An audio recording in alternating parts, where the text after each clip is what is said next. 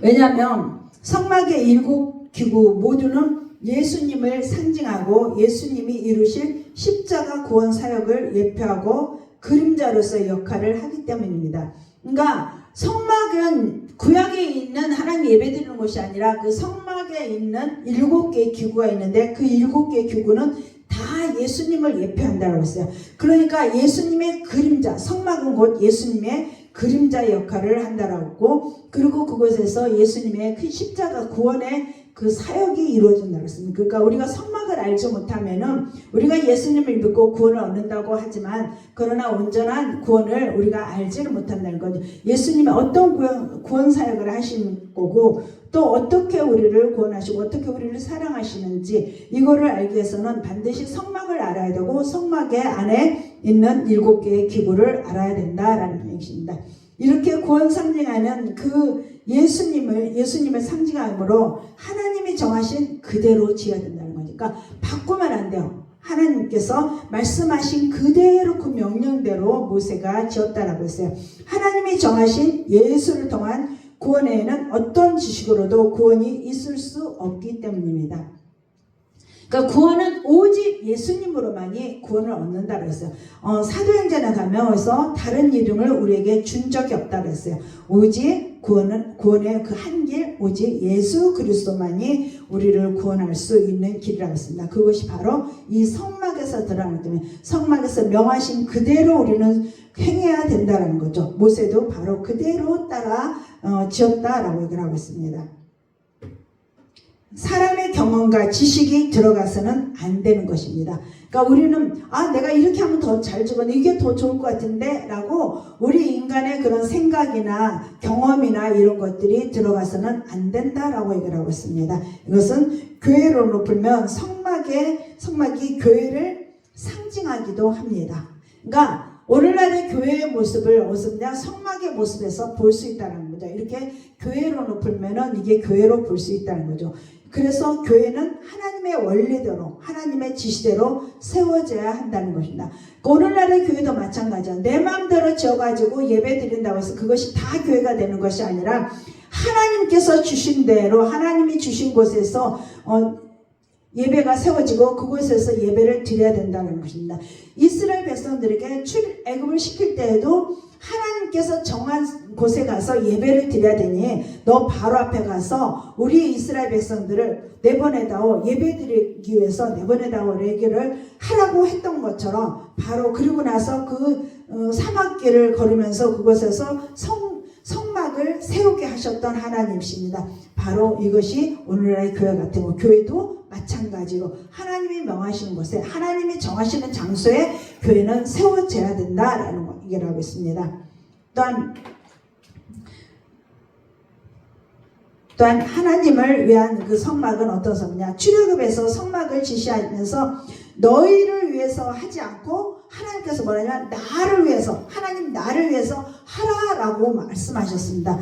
성막을 교회로 적용해 보면 교회는 성도들이 안식하고 위로를 받고 죄사함을 받는 것도 중요하지만 기본적으로 하나님을 위해서 있는 것입니다. 그러니까 성막은 하나님께서 성막 이렇게 지어라 라고 하고 내가 거기서 너희를 만나줄게 라고 했습니다. 그러니까 만나주겠다라고 한 것이 바로 이 성막이기 때문에 이 성막을 이렇게 지어라. 누구를 위해서? 나를 위해서, 하나님을 위해서 지어라 라고 얘기를 하고 있습니다. 예수의 그 십자가 대속사역은 기본적으로 우리를 위해서 이전에 하나님을 위해서 하신 것입니다. 그러니까 하나님께서 우리를 너무너무 사랑하셔서 우리를 위해서 우리가 어떤 걸 해서 우리를 구원하시는 것이 아니라 하나님이 우리를 사랑하셔서 그 사랑으로 우리를 살려주신다는, 누구를 위해서? 하나님 자신을 위해서 했다라고 얘기를 합니다. 그 다음에 억지로가 아닌 자원함으로, 감동함으로 이 드려짐으로써 성막이 지어졌다라고 얘기합니다. 성막은 자원하는 사람들이 감동으로 드려짐으로 완공된 것입니다. 애굽에서 가지고 난 금은 폐물을 다 하나님께 드렸을 때 자원하는 마음으로 그들이 다 드렸을 때 그걸 가지고 성막을 지었다라고 했습니다. 보면은 금이 1.5톤, 은이 5톤, 녹과 동이 3.5톤에 잘한다라고 합니다. 이렇게 많은 양을 자원하는 마음으로, 누가 뺏거나 해야만 되니까 눈치 보면서 하는 것이 아니라 자원하는 마음으로 드렸다는 겁니다. 금, 은, 동 모두 합해서 약 35억 원에 달한 돈이 달했다고 합니다. 이는 40년 전의 비용으로 계산하면은 총 비용이 10억 5천만 원 정도 된다라고 봐요. 성막의 재료는 장자 재앙후 출애굽하여 나올 때 하나님께서 이스라엘 백성들에게 400년어치 노예 생활에 대한 보상을 받아서 나오게 하였습니다. 너희들 그냥 나온 거잖아. 장자의 죽음을 통해서 그 애굽에 모두 통곡하고 있을 때 너희들은 애굽에 있는 너희들이 그 다음 쌓지 못한 그 품삯 금은 패물을 다 거기서 가지고 나오라 라고 얘기를 했어요. 바로 이것이 너희들이 그동안 수고하고 애쓴 그 노예 생활에 힘든 아무 보상도 못 받았대. 바로 이것을 다 보상해 주셨다. 근데 어떻게 쓰려고?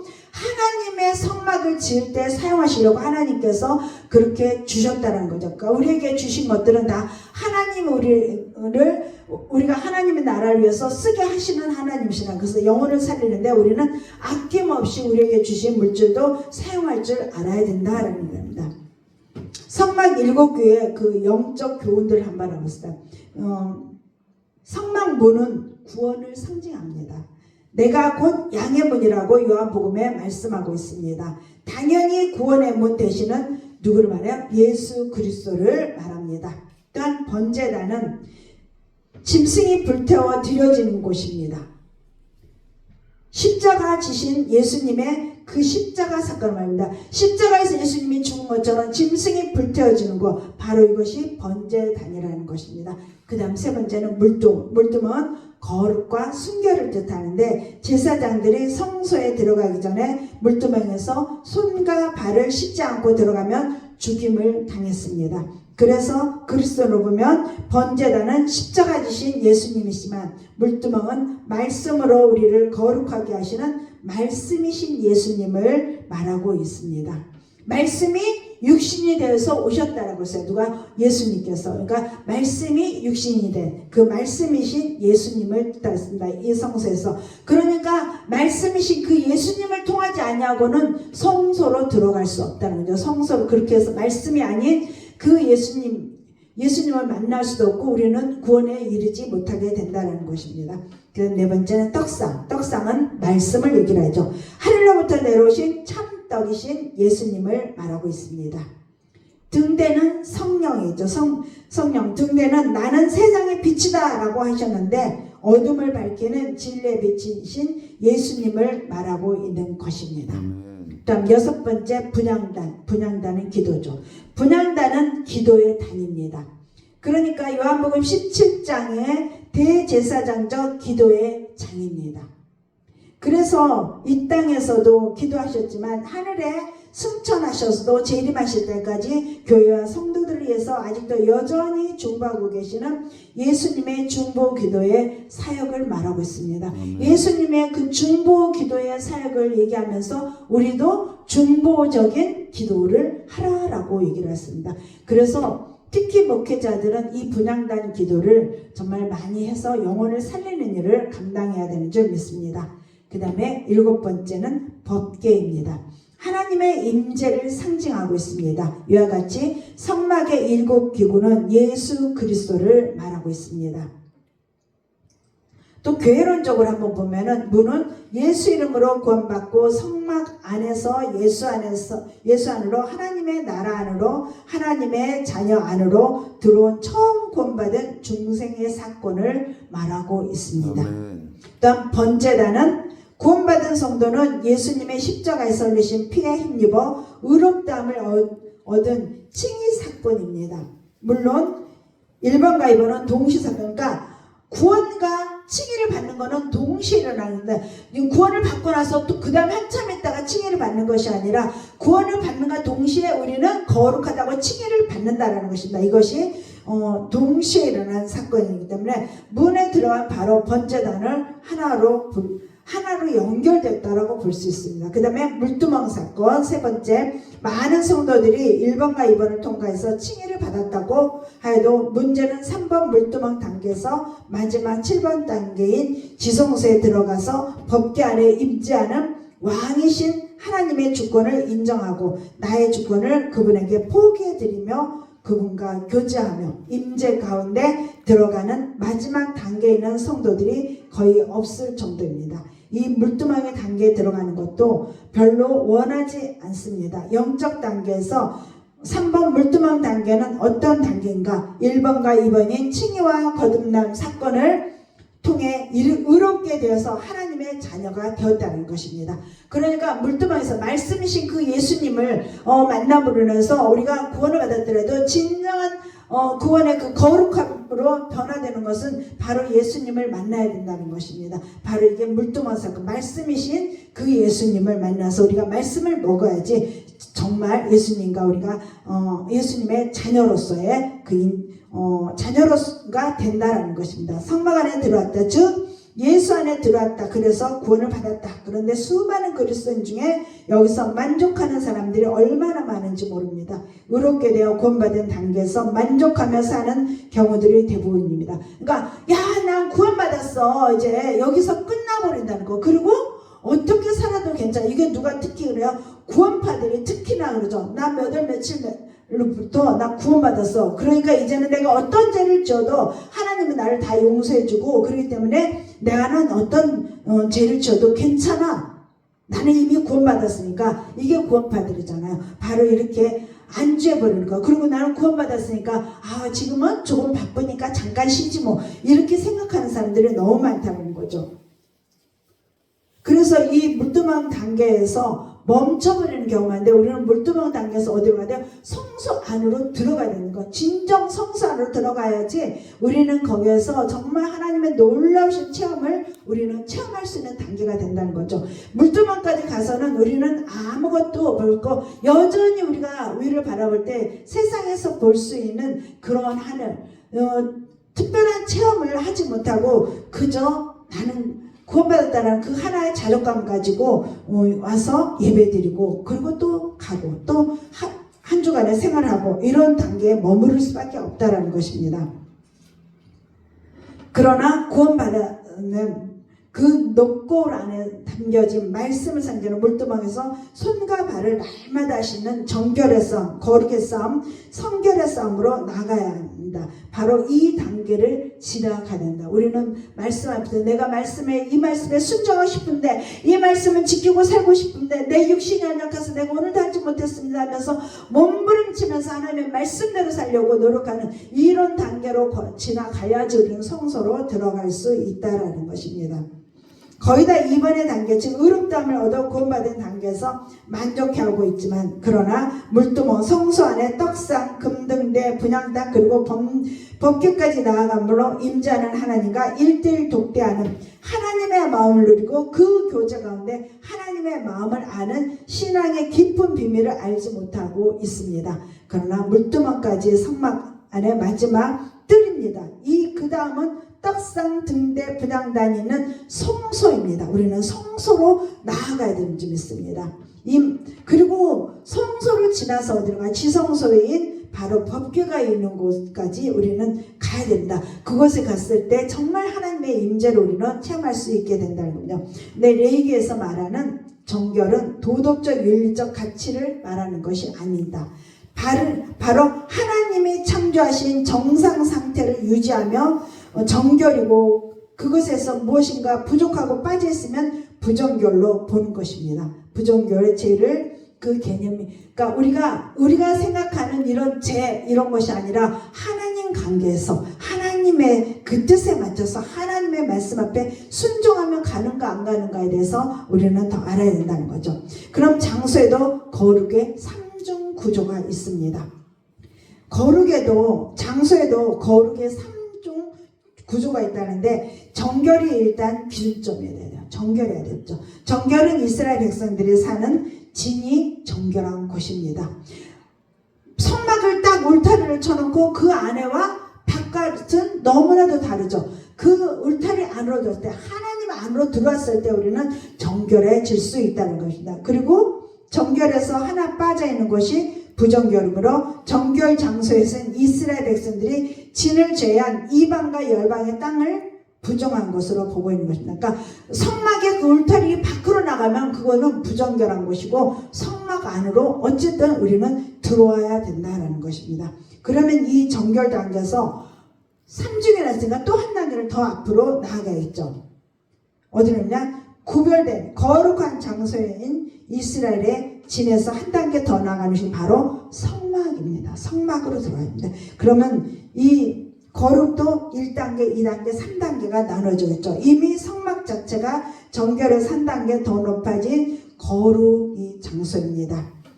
이 장소적 거룩의 1단계는 성막에 먼저 첫 번째는 뜰이고요. 그 다음에 이 뜰에는 뭐가 있어요? 번제단과 물두멍이 있습니다. 그리고 2단계 장소는 성소입니다. 그러니까 우리는 1단계에서 머무는 것이 아니라 우리 2단계로 나아가야 되겠죠. 이곳에는 뭐가 있냐? 떡상과 정금 등대와 분향단이 있는 것입니다. 성소보다 더 거룩한 곳. 성소까지 가서 그 다음에 3단계로냐? 성소보다 더 거룩한 곳인 지성소가 있다는 겁니다. 이 지성소까지 우리는 나아가야 되는 점 있습니다. 이렇게 우리의 신앙도 점점 거룩으로 향해서 나아가야 되고 믿음도 점점 자라나야 되고 하나님께 더 가까이 나아가는 우리의 신앙이 되어야 되는 점 있습니다. 그러면 사람으로 볼 때 거룩의 3중 구조가 있습니다. 정결의 기준적으로 정결한 백성은 이스라엘 백성이다. 그리고 정결에서 하나 빠진 백성은 이방 백성입니다. 사람 때 이방 백성은 그리고 이스라엘 백성들, 우리 이스라엘 백성들이 바로 거룩한 자라는 것입니다. 그런데 정결한 기본 이스라엘 백성 중에서 한 단계 더 높은 기준을 요구하는 거룩을 요구한 사람은 바로 레인입니다. 레인은 거룩한 자리에 부른 자입니다. 레인도 거룩의 1, 2, 3단계로 나눠준다고 합니다. 그래서 거룩의 1단계는 레인 중에서도 거룩의 제사장 중에서 또 한 단계 더 위는 대제사장, 이렇게 이 3중 구조로 이렇게 되어 있습니다. 그러면 우리는 처음에 어디에 있었던 사람들일까요? 정결한 이스라엘 진 안에 있었던 사람이었나요? 아니면 하나님께 버림받은 부정한 진에 있던 사람인가요? 우리는 후자인 하나님께 버림받은 부정한 진에 있던 사람이었습니다. 우리는 처음에 택함받지 못한 자였습니다. 그런데 우리를 주님의 피로 정결케 하시고 구원받아서 하나님의 백성이 되었습니다. 그런데 구원받은 백성 중에서도 이 백성을 섬기라고 다시 정결케 해서 거룩의 단계로 부른 자를 이른 성직자입니다. 목회자들은 일반 백성들에 비하면 한 단계 더 거룩한 단계로 부름받은 사람들입니다. 그러면 1번 문과 2번 번제단을 거쳤다는 것은 칭의를 얻어 구원받은 성도가 되었다는 것입니다. 칭의 사건입니다. 그런데 문제는 수많은 성도들이 최고의 단계인 임재의 자리까지 나아가려고 하지 않고 있습니다. 우리는 그 최고의 자리, 임재의 자리까지 나아가야 될 줄 믿습니다. 심지어는 주님이 1단계, 2단계를 거친 자들에게 반드시 물두멍으로 나오라고 하시는데도 성도들이 3번 물두멍 단계까지도 나아가지 않는다는 것입니다. 물두멍을 거치지 않고 성소로 들어가면 죽임을 당하게 되어 있습니다. 성소로 들어가서는 반드시 물두멍의 단계를 거쳐가야 된다는 것입니다. 반드시 이 물두멍의 단계를 거쳐야 된다라고 말씀하셨습니다.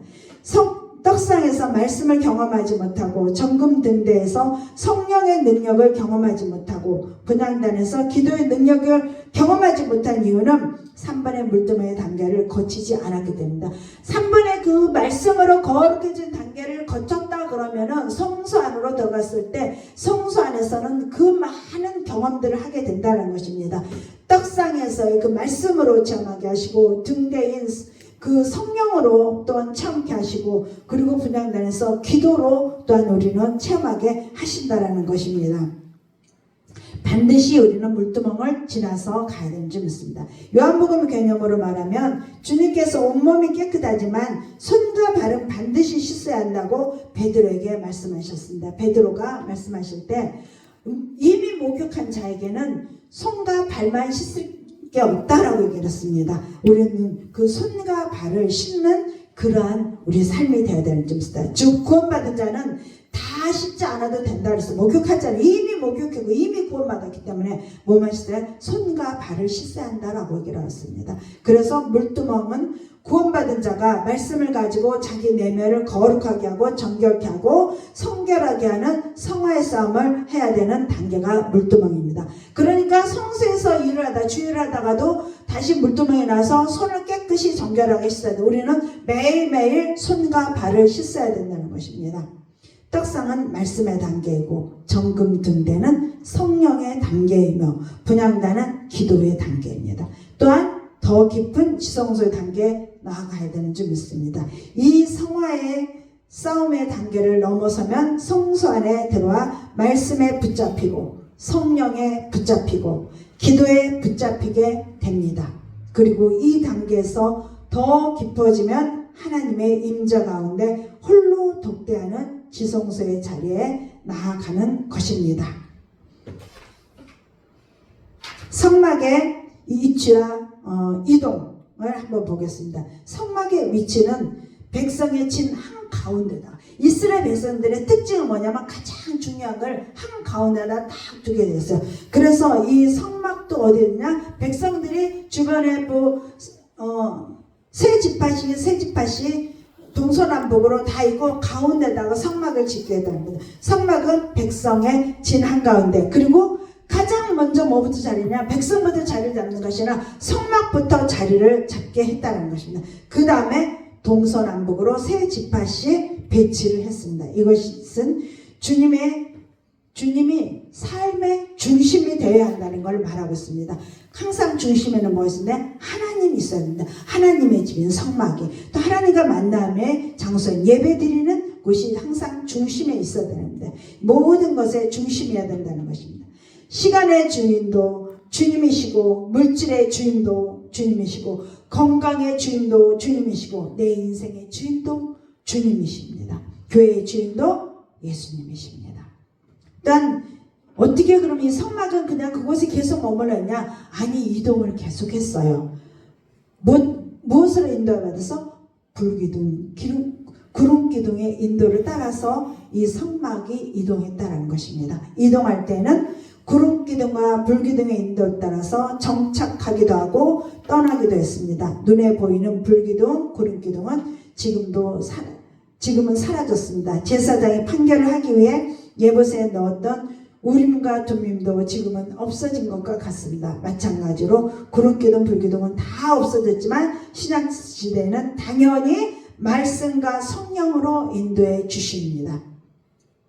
그러니까 이 성막이 38번을 계속 움직였어요. 움직이는 동안에 뭐여서 불기둥, 구름기둥에 의해서 불기둥과 구름기둥이 움직이면은, 구름이 떠오르면 움직이면은 이 성막을 접어서 움직이려고 했다라는 것입니다. 이렇게 성막은 바로 구름기둥, 불기둥에 의해서 움직였고, 그리고 지금은 뭐에 대해서 우리가 움직여야 되나? 말씀에 따라서, 또한 성령의 인도하심에 따라서 우리는 말씀과 기도로 거룩해져 간다라고 말씀했고, 그 말씀과 성령에 의해서 우리가 순종하며 나아가야 되는 줄 믿습니다. 그 말씀에 우리가 따라 나아가야 되는 줄 믿습니다. 네. 다음 시간에는 시내산에서 주신 두 개의 은혜를 나누기를 원합니다. 오늘은 여기까지 하겠습니다. 감사합니다. 우리 함께 기도하겠습니다.